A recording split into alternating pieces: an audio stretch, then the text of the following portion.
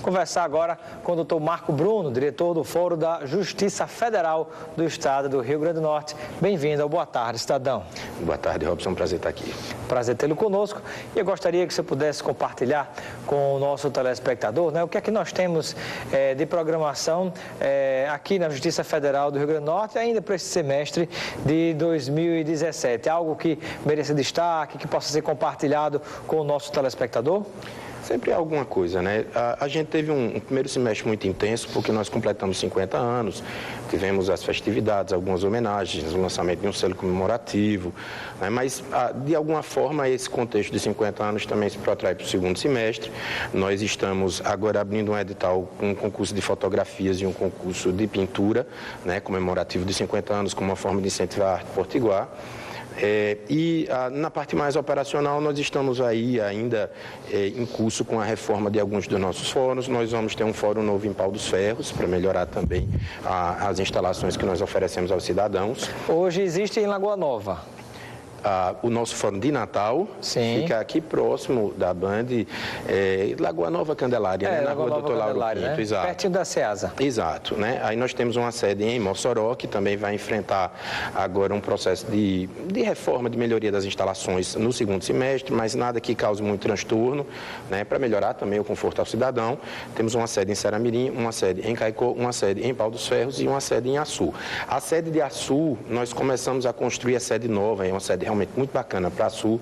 Nós começamos a construir agora no mês de maio, devemos entregar no meio do ano que vem, né? Então tem uma instalação nova em folha da Justiça Federal em Açu, e em Pau dos Ferros nós estamos em vias de celebrar um convênio com a Justiça do Trabalho e devemos ocupar junto com a Justiça do Trabalho a mesma área. Agora que nós estamos num contexto nacional de redução de despesas, né, de aprimoramento da nossa gestão, nós estamos em tratativas com o TRT para, né, vamos economizar o orçamento da Justiça do Trabalho e vamos economizar no orçamento da Justiça Federal para oferecer uma boa estrutura à população, mas compartilhada, né, nessa linha de austeridade que também chegou ao Judiciário. O que nós teríamos de, digamos assim, de programação em relação a audiências de conciliação por parte da Justiça Federal do Rio Grande do Norte? Nós temos um mutirão já marcado para o início de setembro e está pertinho já, né? Já pertinho, né? São centenas de audiências envolvendo várias áreas, desde a área fiscal, Caixa Econômica Federal, etc. Isso está realmente marcado e nós teremos pauta durante todo o segundo semestre. O nosso programa de mediação também está obtendo excelentes resultados com acordos pioneiros no país inteiro. Nós temos alguns processos de grande envergadura que estão lá num contexto diferente, mas nessa mesma linha negociativa no nosso programa de mediação. E temos também, funcionando a todo vapor e com excelentes resultados, a nossa Comissão de Prevenção de Demandas. A gente fica muito feliz com o resultado da Comissão de Prevenção de Demandas, porque isso é inédito na justiça brasileira, é uma forma de a justiça tratar os direitos do cidadão antes de ele precisar ser judicializado. A iniciativa é tão exitosa que esse nosso modelo está sendo nacionalizado com a criação do Centro de Inteligência Nacional da Justiça Federal, que está copiando o modelo do Rio Grande do Norte. Muito bem. E como é que funciona na prática esse trabalho desenvolvido pela Justiça Federal do Rio Grande do Norte? Da Comissão de Prevenção de Demandas. Veja, uma característica muito marcante na justiça brasileira é a repetição de demandas. O nosso processo civil não ajuda na racionalização e na boa gestão da tramitação dos processos. Ele permite que eu tenha vamos supor que eu tenha uma demanda envolvendo um tipo de medicamento, que é muito comum na judicialização da saúde. Você tenha o mesmo. Infelizmente, o direito processual brasileiro incentiva que eu entre na justiça pedindo um medicamento e que você entre pedindo o mesmo medicamento. E isso gera uma multiplicação de conflitos. Como a justiça trabalha, historicamente e tradicionalmente trabalha com a lógica da inércia, a justiça fica esperando essas ações. Isso quer dizer que a justiça só age se for provocada. Às vezes até, digamos, um juiz, um promotor, um desembargador percebe que tem alguma coisa errada acontecendo em um caso específico na sociedade, mas ele só pode fazer alguma coisa se a justiça for acionada. Se ela for acionada. O promotor não, o promotor até pode. O judiciário é que não pode, o juiz e o desembargador. Então, e isso gera um custo enorme para a justiça, isso termina atraindo litigiosidade, atraindo um número muito grande de processos e a gente termina não solucionando os problemas na origem. Então, qual foi a ideia da Justiça Federal do Rio Grande do Norte? Vamos agir preventivamente. A gente tem uma espécie de centro de inteligência lá, a gente identifica e pode receber, por exemplo, uma sugestão do telespectador de uma demanda que se multiplique. Tem um link no site chamado com indicação prevenção de demandas, com um e-mail. O cidadão pode mandar um e-mail para a Justiça Federal e dizer, olha, eu percebo que tem um problema que se repete, que aconteceu com meu vizinho, com um parente meu e que eu estou enfrentando o mesmo problema. E todos nós tivemos que entrar na Justiça com a mesma ação. Não seria o caso de vocês tentarem trabalhar preventivamente? Nós verificamos, naturalmente, se há uma repetição realmente muito grande de temas e afetamos o tema à comissão. Quando afetamos a comissão, nós iniciamos um diálogo interinstitucional, chamamos todas as autoridades envolvidas do Poder Executivo, eventualmente parlamentares, chamamos o Ministério Público, a Advocacia Geral da União, enfim, né? Nós chamamos aqueles que podem resolver o problema, estabelecemos o diálogo, eventualmente realizamos audiências públicas. Para você entender bem, Robson, tem um caso muito bacana que a gente identificou no Litoral Norte. É a quantidade de pescadores que são condenados porque não pescam a lagosta segundo as diretrizes do IBAMA. Não é? E a gente percebia que os pescadores eram condenados, né? E alguns anos depois eram condenados de novo, até que o juiz percebeu que havia repetição dessas ações e disse, olha, o senhor não já foi condenado? Né? E condenado criminalmente. Como é que veio parar aqui? Como é que o senhor veio parar aqui de novo? Né? E o pescador disse algo que mexeu muito com o juiz. Disse, doutor, eu só sei fazer isso. E essa regra do IBAMA não permite que se pesque efetivamente lagosta. É tecnicamente inviável.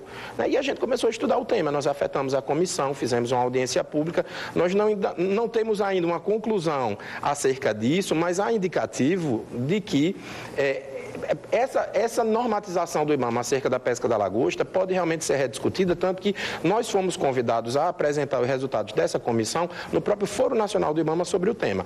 Resultado, se confirmar que havia um problema técnico na própria legislação que era baixada pelo IBAMA, nós vamos estar evitando que ações penais sejam ajuizadas envolvendo pescadores, pessoas que dependem da pesca para a sua sobrevivência, né? E nós estaremos beneficiando não apenas os potiguares. Como se trata de uma legislação nacional, a gente vai estar beneficiando, na abertura desse diálogo, todos os pescadores do Brasil. Em função do bom resultado dessa nossa comissão, o Conselho da Justiça Federal criou uma comissão da qual eu faço parte lá e quando nós narramos como estávamos trabalhando, decidiu que o modelo a ser adotado nacionalmente para essa visão preventiva das demandas repetitivas é o do Rio Grande do Norte. Muito bem. Estamos conversando com o doutor Marco Bruno, que é juiz federal e...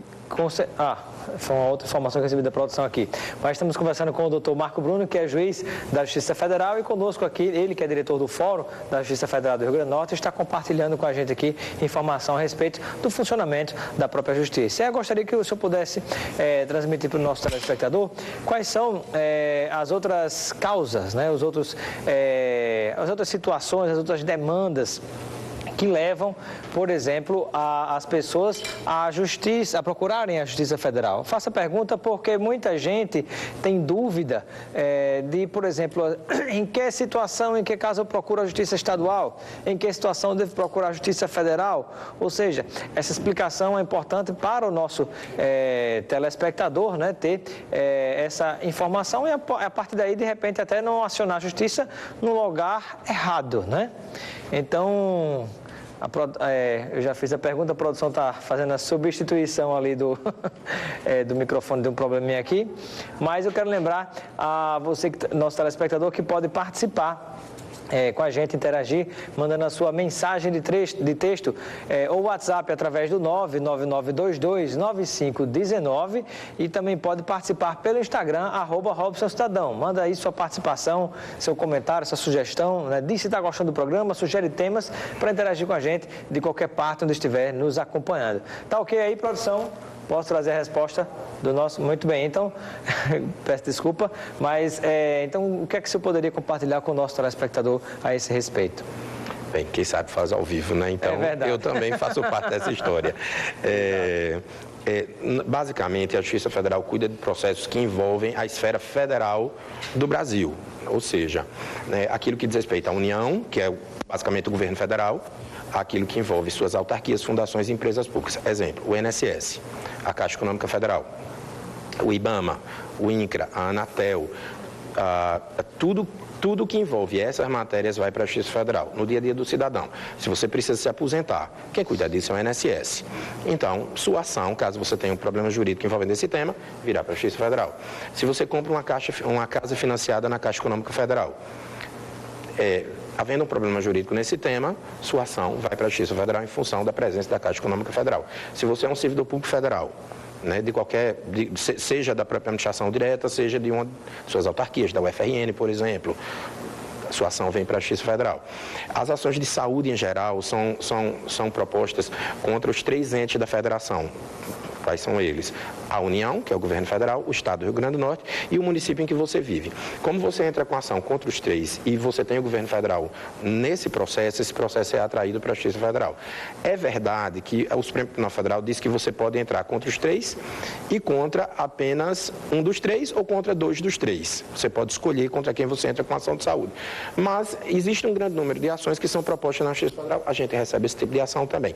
E a gente recebe, sobretudo, ações que envolvem o combate à corrupção, ações de improbidade, quando envolvem recursos federais, né? E, no campo penal, a gente recebe também, né, as ações que envolvem a corrupção na administração pública, quando envolvem recursos federais, além de alguns outros crimes que também são de nossa competência, como o tráfico internacional de entorpecentes, né, e os tráficos internacionais em geral, que são de nossa competência. E aí eu pergunto, né, a pergunta justamente agora da Tânia, que está nos acompanhando em Ponta Negra, ela gostaria de saber do doutor Marco Bruno, se existe processo da Lava Jato, por exemplo, na Justiça Federal do Rio Grande do Norte. Ao que me consta, existe um processo na Justiça Federal do Rio Grande do Norte e a denúncia foi recebida, mas não está sob minha responsabilidade. O processo é afetado da 14ª Vara. Muito bem. Doutor Marco Bruno, e qual seria esse processo? Salvo engano, é um processo que envolve uma investigação de desvio de recursos na Arena das Dunas. Na Arena das Dunas, né? Muito bem, né? Precisa ser investigado realmente. E aí eu pergunto, doutor Marco Bruno, como é que o senhor tem observado, como é que o senhor analisa a posição da Justiça, como tem se comportado no plano nacional, por exemplo, em relação à Operação Lava Jato? Isso de maneira geral, que eu sei que como juiz, como magistrado, o senhor não pode posicionar-se em relação a decisões, mas de maneira geral, como é que o senhor tem observado isso que tem mexido com o nosso país? Exato. Talvez essa Operação Lava Jato seja a grande novidade social e política do Brasil nos últimos anos, eu diria, talvez nas últimas décadas, né? Porque e sempre existia uma ideia, e isso a sociologia já dizia há muito tempo, de que a lei não se aplicava da mesma forma para todos os brasileiros, né? E essa operação tem mostrado que, efetivamente, a lei se aplica a todos os brasileiros. A gente não vê as pessoas sendo tratadas, pelo menos pelas instituições envolvidas, a Polícia Federal, o Ministério Público, a Receita e a própria Justiça Federal, as pessoas sendo tratadas de forma diferente, como se a justiça criminal fosse mais rigorosa para quem é pobre, né? E menos rigorosa, ou talvez leniente para quem é rico. Então, isso é muito importante para um amadurecimento da nossa democracia, Robson, porque é a ideia de que todos serão tratados igualmente pelo Estado, todos receberão o mesmo tratamento diante da lei e que, por isso, terão igualdade de oportunidades. Isso envolve a afirmação no futuro de meritocracia, né? A esperança da população de crescer pelo próprio trabalho, né? Isso tem um impacto social muito importante em termos de mobilização da sociedade, né, para crescimento, para crescimento do Estado, para crescimento do país e para crescimento individual de cada um. Pergunta do Ricardo, que está em Ponta... na verdade está no Tirol nos acompanhando. O Ricardo gostaria de saber qual a sua opinião em relação à nomeação da Raquel Dodge por parte do presidente da República, essa expectativa, porque tem gerado muita preocupação a grande parte do povo brasileiro, já que ao longo dos últimos tempos sempre se nomeava aquele mais votado, escolhido pelos promotores federais, que hoje responde pela Procuradoria-Geral da República, Rodrigo Janot. E ela vai substituir, mas não foi a mais votada na escolha feita pelos procuradores. Veja, tem aí 2 aspectos. Primeiro, quanto à qualidade individual dela, né? Ao que me consta, porque eu não integro a instituição, eu não sou uma pessoa de dentro para testemunhar, mas ao que me consta, pela informação que recebo, é uma pessoa de extrema qualidade. Então, eu acho que o país estará em boas mãos, né? Quanto à não nomeação do primeiro lugar, eu tendo a lamentar, embora particularmente não tenha achado ruim o resultado, né, porque se trata de um bom nome, eu tenho a lamentar porque essa era uma praxe institucional interessante de fortalecimento da independência do Ministério Público. Então, eu acho que é ruim para o país que isso se perca. Pra você ter uma ideia, basicamente, o que é que isso representa? Realmente, na lei, sequer essa lista tríplice precisaria ser observada, Robson. Então, é o presidente que escolhe. Ele poderia escolher qualquer pessoa. Então, o fato de escolher alguém da lista tríplice é bom, mas escolher o primeiro da lista é importante como digamos assim, um costume, uma prática constitucional que fortalece a nossa democracia. De respeito e valorização da outra instituição. Da outra instituição. Para você ter uma ideia, na Inglaterra não existe uma Constituição escrita como no Brasil, né? Então, se criou uma praxe de eleger o primeiro-ministro, e o primeiro-ministro, quando é eleito, a primeira providência, antes de começar a governar, é pedir autorização à rainha, no caso hoje a rainha, para que governe. E isso é feito desde, salvo engano, desde o século XVII. É uma mera formalidade. É uma mera formalidade. Mas é respeitada. Exato, mas existe uma prática constitucional que o direito vai chamar, o direito inglês vai chamar de costume constitucional, que desde o século XVI, que todo primeiro-ministro terá que pedir autorização à rainha para governar, a rainha ouvirá os argumentos do primeiro-ministro, mas nunca poderá recusar a escolha do povo britânico. Quer dizer, ela tem a prerrogativa como rainha de fazer, como presidente da República, teria a prerrogativa de não aceitar a lista tríplice, mas eu penso que não é bom para a nossa democracia. Então, eu lamento esse aspecto. Na sua avaliação, isso poderia fazer parte de um desmonte da estrutura que dá suporte às investigações da Operação Lava Jato? Acho que não, porque, querendo ou não, eles tiveram muito cuidado na formação da lista tríplice. Como a lista tríplice observou, primeiro que a lista tríplice é composta por bons nomes, todos os nomes que compuseram a lista tríplice, e foram, querendo ou não, votados por eles, né? Eu acho que o símbolo disso aqui não é bom, mas em termos de sabotagem da Lava Jato, acho difícil porque é realmente uma procuradora de excelente qualidade. E com relação, por exemplo, a que nós temos observado, né, o próprio acordo que foi feito, por exemplo, com a JBS por parte de Rodrigo Janot, tem sido apoiado por uns e criticado por outros. Ele se defende dizendo que estava em jogo uma denúncia gravíssima contra o atual presidente da República, que hoje tenta se aprovar na Câmara Federal a autorização para que o presidente seja investigado. Particularmente, acredito que tem que ser investigado sim, mas há um risco de politicamente o presidente acabar ganhando. Qual é a sua avaliação em relação a esse tipo de negociação foi feita? Faz parte dos que concorda, foi justa ou que ficou muito aquém do que se poderia ser exigido dos diretores da JBS? Bem, como você mesmo disse, eu não posso me manifestar especificamente sobre o caso porque eu não conheço as provas. Eu não sei que tipos de vantagem para a investigação se obteve a partir desse acordo. Agora, uma coisa é certa, de maneira geral, é muito comum. Isso, e na verdade,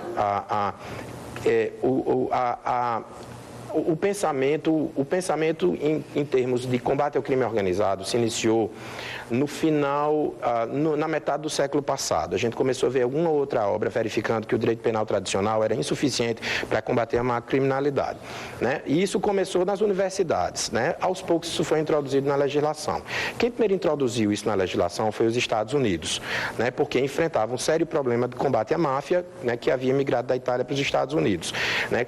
E se via que a legislação norte-americana não era suficiente para isso. Era necessário maleabilizar certos conceitos rígidos penais para que você realmente tivesse o proveito e você pudesse desbaratar uma teia criminosa complexa. Então, um dos aspectos, tem uma lei muito famosa nos Estados Unidos chamada de RICO. Sempre que você afeta RICO, R-I-C-O, né, que é combate à extorsão combate à extorsão, a corrupção e as organizações criminosas, né? Então, e a sigla é a sigla em inglês disso, RICO. Então, essa lei, ela muda todo o contexto do direito penal tradicional que se aplica nos próprios Estados Unidos, que já tem, de certo modo, um direito penal que pensa mais a eficiência do que o nosso, né? E é muito comum, basta você assistir a um filme, né? Você vê o Ministério Público transigindo com eventuais perpetradores, violadores da lei penal, havendo um benefício concreto. Então, do ponto de vista, assim, eu repito, não posso ir descer a conveniência e a oportunidade do específico caso, mas ilicitude nenhuma há na conduta do Procurador-Geral. Muito bem. Doutor Marco Bruno, e um outro assunto que a gente poderia tratar aqui também é a respeito dessas decisões e até posicionamentos, às vezes, digamos assim, um tanto quanto polêmicos, até por parte do juiz Sérgio Moro, né, que tem se colocado... Acabou-se o tempo? Eu não estava ouvindo nada aqui pelo ponto. Bom, me resta então agradecer, é isso, produção? Quero agradecer então a participação do doutor Marco Bruno. Seja sempre bem-vindo ao nosso programa Boa Tarde, Cidadão. Boa tarde, é um prazer estar aqui.